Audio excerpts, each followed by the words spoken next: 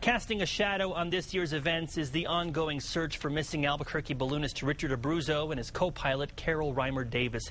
In just a matter of hours, the sun will shine again on the Adriatic Sea in day 5 of the search. The pair was competing in a gas balloon race when they vanished off the coast of Italy Wednesday. Despite dire predictions, Abruzzo's wife is holding on to hope. She says so far there's no evidence to prove her husband and his partner aren't still alive. We're headed for the coast, but are not in danger. Okay? Minutes later, the transmission is descending rapidly towards the sea. Nancy Abruzzo says those are the last words over the radio from her husband, Richard Abruzzo. He and his co-pilot were about 15 miles from the Italian coast when their balloon started to descend at about 50 miles per hour. It had to be very difficult the last couple of minutes, or a couple seconds. I've often wondered what it would be like. I just don't want to experience it.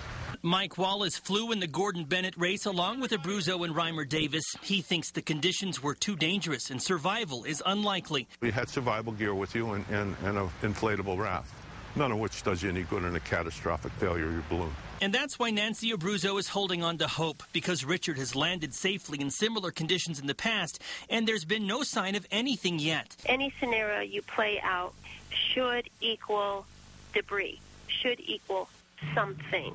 You know, I'm not delusional. I understand the odds. I understand everything. But the bottom line is that we have to find something. There should be some debris. There has to be some evidence. Where are they? They didn't disappear.